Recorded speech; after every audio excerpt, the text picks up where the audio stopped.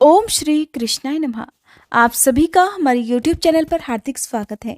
आज आप रसपान करेंगे कार्तिक मास महात्म्य के अध्याय 10 का, साथ ही आप सुनेंगे कार्तिक स्नान की कहानी। तो आइए आज के कार्तिक मास महात्म्य के अध्याय का शुभारंभ करते हैं कार्तिक मास में सुनी जाने वाली एक कहानी से। अगर आपको ये कथाएं सुनना अच्छा लग रहा हो तो आप हर दिन बिना कहे इन वीडियोस को लाइक करके अगर हो सके तो शेयर भी जरूर कीजिएगा और कमेंट बॉक्स में तुलसी माता की जय जरूर लिखिएगा। किसी गांव में सास और बहू रहा करती थी।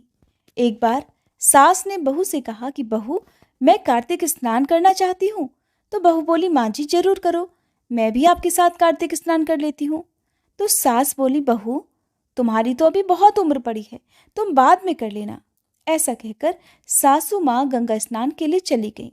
उनके जाने के बाद पीछे से बहू ने कुम्हार के यहाँ से मिट्टी के छोटे कुंडे मंगाकर रख लिए। अब बहू रोज सुबह जल्दी उठकर स्नान करने के लिए कुंडा लेती और बोलती, मन चंगा तो कुंडे में ही गंगा, सास नहाए उंडे बैठ, मैं नहाऊं कुंडे बैठ। बहू के ऐसा कहने पर उस कुंडे में साक्षात गंगा जी आ जाती और बहू स्नान कर लेती। उधर सासू माँ जब कार्तिक स्नान कर रही थी तो एक दिन स्नान करते समय उनकी सोने की नथ गंगा जी में बह गई। इधर जब बहू ने स्नान करते समय कहा कि मन चंगा तो कुंडे में ही गंगा, तो गंगा जी के साथ ही सासू माँ की वह नथ भी कुंडे में आ गई। बहू ने सासू माँ की नथ को पहचान लिया। कार्तिक मास पूरा हुआ तो सासू माँ घर आई। बहू ने वही नथ पहनकर सासू माँ का स्वागत किया। अब सासू माँ कहने लगी, बहू ये तो मेरी नथ है, गंगा जी में गिर गई थी, तुम्हें कैसे मिली? बहू ने सासू को कुंडों में गंगा जी के आने और साथ में नथ के आने की बात बता दी। सासू ने बहू से कहा कि बहू मुझे तो ब्राह्मण भोजन करवाना है। बहू बोली, मुझे भी करवाना है, मैंने भी तो कार्तिक स्नान किए हैं, व्रत उपवास भी किए हैं, पीपल पथवारी तुलसी को सींचा है, दीपक जलाया है, घर में ही भगवान की परिक्रमा लगाई है। मेरी परिक्रमा यही स्वीकार करने की प्रभु से मैंने प्रार्थना भी की है। सासू माँ को तो विश्वास नहीं हुआ। कहने लगी, बहू मैं नहीं मानती कि तूने कार्तिक स्नान किया, तू तो घर पर ही थी, तूने भला कार्तिक स्नान कैसे कर लिया? बहू ने सास को विश्वास दिलाने के लिए उन्हें अंदर ले जाकर वो कुंडे दिखाए। वो कुंडे अब तक सोने के हो गए थे। अब सासू माँ को विश्वास हो गया और फिर खुशी खुशी दोनों ने कार्तिक मास के व्रतों का उद्यापन किया, ब्राह्मण भोजन करवाया, दक्षिणा देकर उन्हें विदा किया। इस कथा को कहने सुनने और हुंकारा भरने वाले सभी भक्तों का कल्याण हो और सभी को ऐसा ही फल मिले जैसा उन सासू माँ की बहू को मिला और सासू माँ को मिला। अब सुनिए कार्तिक मास महात्म्य का आज का अध्याय। इससे पहले के अध्याय में आपने वलाक राक्षस की कहानी सुनी। इतनी कथाएं सुनने के बाद महाराज पृथु ने देवर्षि नारद से प्रार्थना की कि हे देवर्षि, आपने कार्तिक महात्म्य, कर्क चतुर्थी व्रत और गृहस्थ धर्म के बारे में मुझे इतना कुछ बतलाया है, आप कृपा करके तुलसी जी का महात्म्य भी बतलाने की कृपा कीजिए। तब देवर्षि नारद बोले, नारायण नारायण, हे राजा पृथु, प्राचीन काल में सह्याद्री क्षेत्र के करवरीपुर में अत्यंत ज्ञानी धर्मात्मा और ओम नमो भगवते वासुदेवाय मंत्र का जप करने वाला धर्मदत्त नाम का एक ब्राह्मण रहा करता था। वह अतिथियों का आदर सत्कार भी खूब करता था। एक दिन प्रातःकाल एक पहर रात्रि शेष रहने पर वह ब्राह्मण पूजा की सामग्री लेकर भगवान के मंदिर को जा रहा था कि इतने में उसने सामने से आती हुई एक अत्यंत भयंकर राक्षसी को देखा। आगे को निकले हुए टेढ़े मेढ़े और बड़े बड़े दांत, लाल नेत्र, बिल्कुल नग्न लकड़ी के समान सूखा शरीर और मुख से घुर घुर शब्द निकल रहा था। ऐसी भयंकर राक्षसी को देखकर भयभीत धर्मदत्त ने अपने हाथ का तुलसी मिश्रित जल उस पर फेंक दिया। जल में मिश्रित तुलसी दल शरीर पर स्पर्श करते ही उस राक्षसी के समस्त पाप उसी क्षण दूर हो गए और वह तो हाथ जोड़कर धर्मदत्त के पैरों पर ही गिर पड़ी। तब धर्मदत्त ने उससे पूछा कि तू कौन है और किस पाप के कारण इस दशा को प्राप्त हुई? अपने पापों से मुक्त हो चुकी वह राक्षसी कहने लगी, सौराष्ट्र देश में भिक्षु नामक ब्राह्मण की मैं पत्नी थी। तब मेरा नाम कलहा था। मैं ना तो अपने पति से मीठे वचन बोलती थी और ना अच्छा भोजन और फल ही खाने को देती थी। इस व्यवहार से दुखी होकर जब मेरे पति ने दूसरा विवाह करने का निश्चय किया तो क्रोध में आकर मैंने विष खाकर अपना शरीर त्याग दिया। इसके बाद यमदूत मुझे बांधकर यमराज के पास ले गए। वहां चित्रगुप्त जी ने मेरे सभी अच्छे बुरे कर्मों का लेखा जोखा बताते हुए यमराज से कहा कि हे महाराज, इसने अपने जीवन में कभी भी कोई शुभ कार्य नहीं किया, सदैव अपने पति से द्वेष करती रही है। ये सुनकर यमराज ने उसी क्षण आज्ञा दी, क्योंकि जिस बर्तन में यह पकाती थी उसी में खाती थी, इसलिए इसको पहले अपनी संतान को खाने वाली बिल्ली की योनि में भेजा जाए। उसके बाद पति से द्वेष करने के कारण इसको विष्ठा खाने वाली शुक्र की योनि प्राप्त हो। फिर क्योंकि इसने आत्महत्या की है इसलिए यह प्रेत योनि में भी जाए। सो महाराज, मैं 500 वर्ष से इसी योनि में फिर रही हूँ। भूख और प्यास से दुखी होकर एक वैश्य के शरीर में प्रवेश करके मैं कृष्णा और वेणी नदी के संगम पर गई। जैसे ही मैं नदी के तट पर पहुंची, विष्णु जी के दूतों ने मुझे वैश्य के शरीर से निकालकर फिर बाहर फेंक दिया।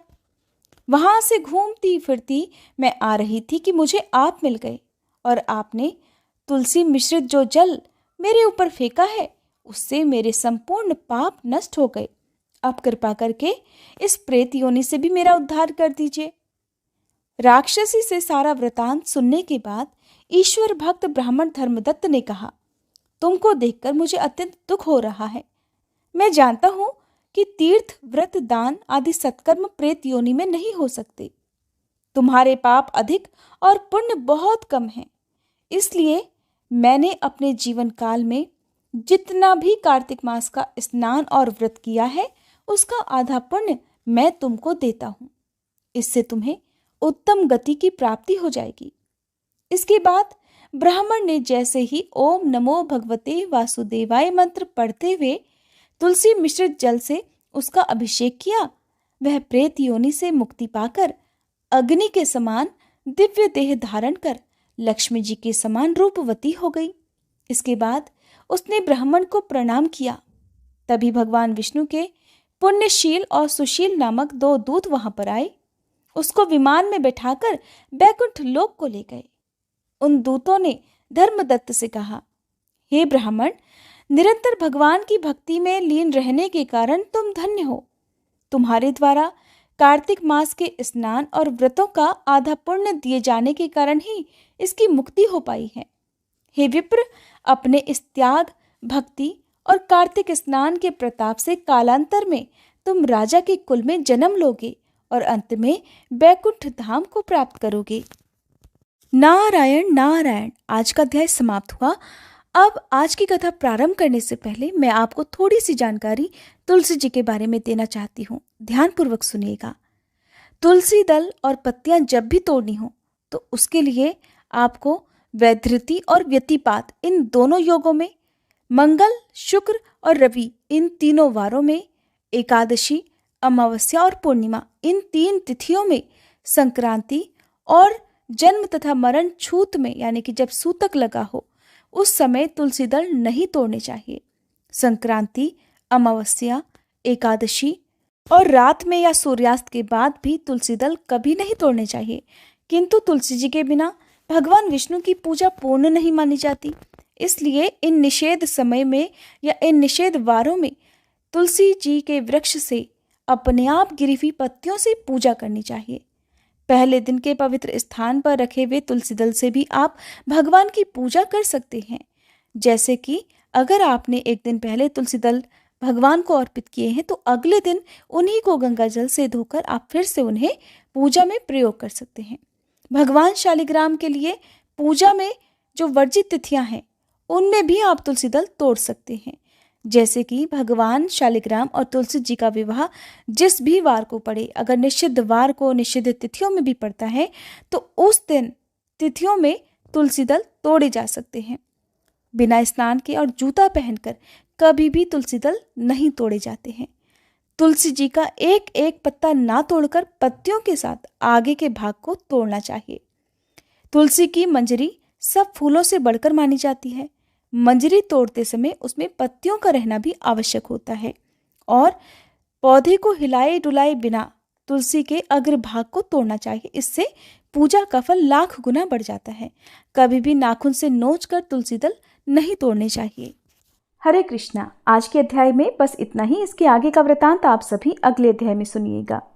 अब सुनिए श्री तुलसी चालीसा पाठ और तुलसी माता की आरती। जय जय तुलसी भगवती सत्यवती सुखदानी, नमो नमो हरि प्रेसी श्री वृंदा गुणखानी। श्री हरि शीश विरजनी देहु अमर वर अम्ब, जनहित हे वृंदावनी अब न करहु विलंब। धन्य धन्य श्री तुलसी माता, महिमा अगम सदा श्रुति गाता। हरि के प्राणहु से तुम प्यारी, हरहि हेतु कीन्हो तप भारी। जब प्रसन्न है दर्शन दीन हो, तब कर जोरी विनय उस कीन्हो। हे भगवंत कंत मम होहु, दीन जानि जानि छाड़हु छोहु।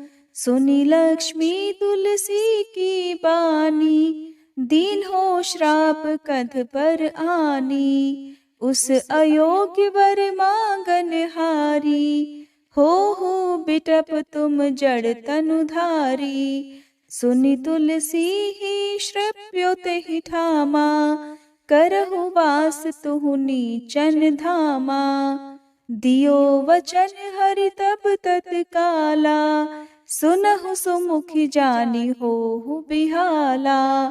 समय पाई ब्योहरो पाति तोरा, पूजहि आस वचन सत मोरा।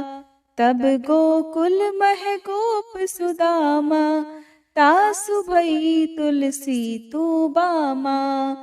कृष्ण रास लीला के माही, राधे शक्यो प्रेम लखि नाही।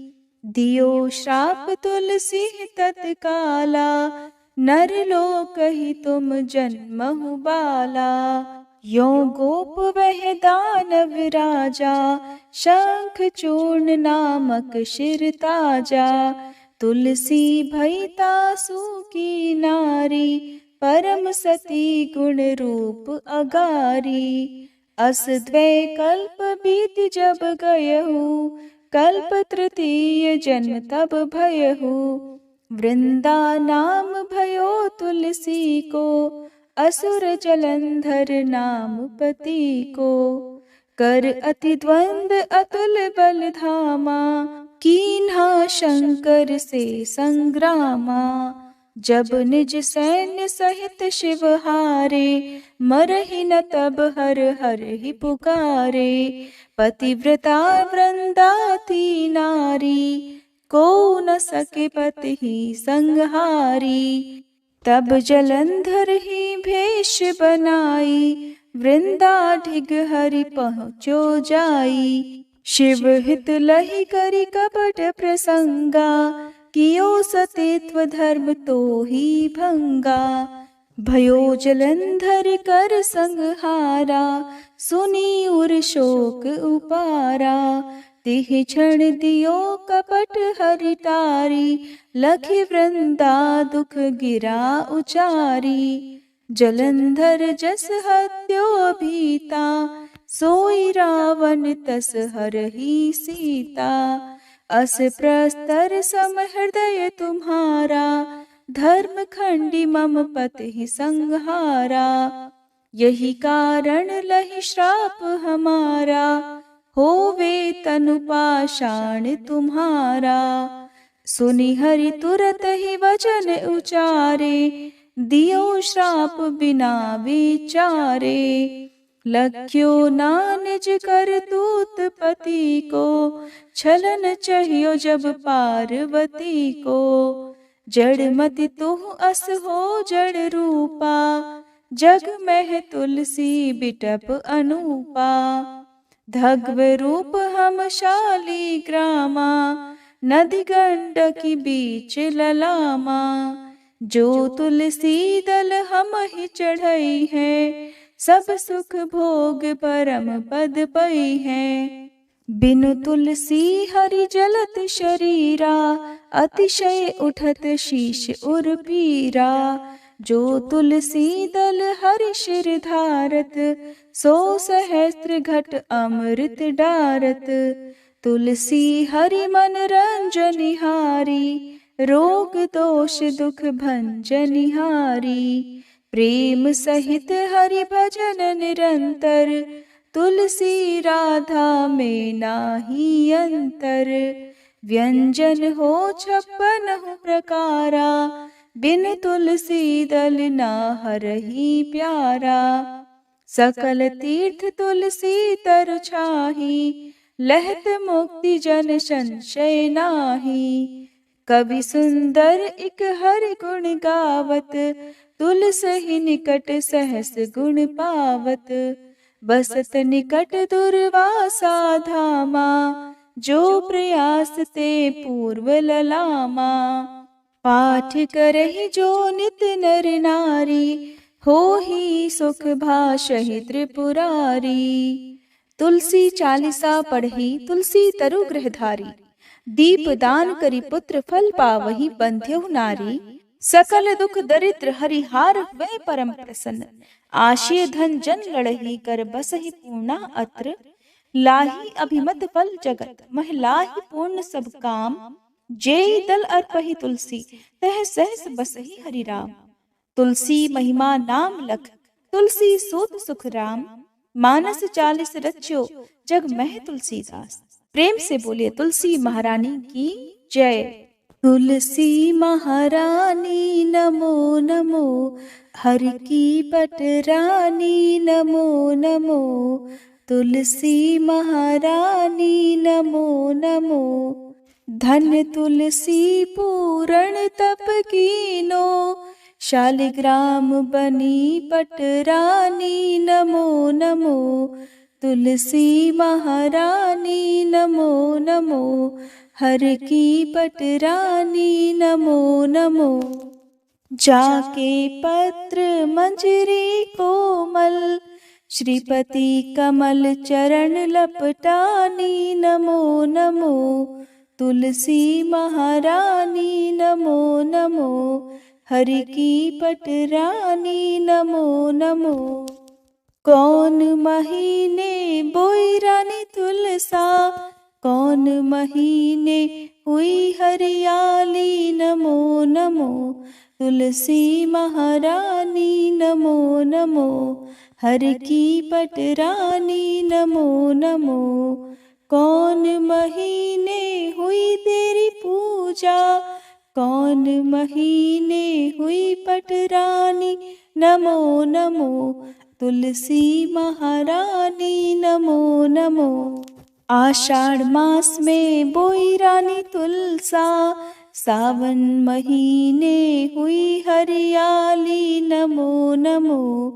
तुलसी महारानी नमो नमो, हरि की पटरानी नमो नमो। कार्तिक मास में हुई तेरी पूजा, मंगसिर मास हुई पटरानी नमो नमो। तुलसी महारानी नमो नमो, हर की पटरानी नमो नमो। धूप दीप नैवेद्य आरती, पुष्पन की वर्षा बरसानी नमो नमो। तुलसी महारानी नमो नमो, हर की पटरानी नमो नमो। 56 भोग 3600 व्यंजन, बिन तुलसी हरि एक न मानी नमो नमो। तुलसी महारानी नमो नमो, हरि की पटरानी नमो नमो। जो तुलसी को सवेरे गाए, श्री कृष्ण के दर्शन पाए नमो नमो। तुलसी महारानी नमो नमो, हर की पटरानी नमो नमो। जो तुलसी को दोपहर गाए, खीर खांड का भोग लगाए। नमो नमो तुलसी महारानी, नमो नमो हर की पटरानी, नमो नमो। जो तुलसी को सांझ को गाए, श्री कृष्ण की आरती उतारे। नमो नमो तुलसी महारानी, नमो नमो हर की पटरानी, नमो नमो। जो तुलसी को रात को गाए, श्री कृष्ण के चरण दबाए। नमो नमो तुलसी महारानी, नमो नमो हर की पटरानी, नमो नमो। सब सखी मैया तेरो यश गावे, भक्ति दान दीजय महारानी। नमो नमो तुलसी महारानी, नमो नमो हर की पटरानी, नमो नमो तुलसी महारानी, नमो नमो हर की पटरानी, नमो नमो।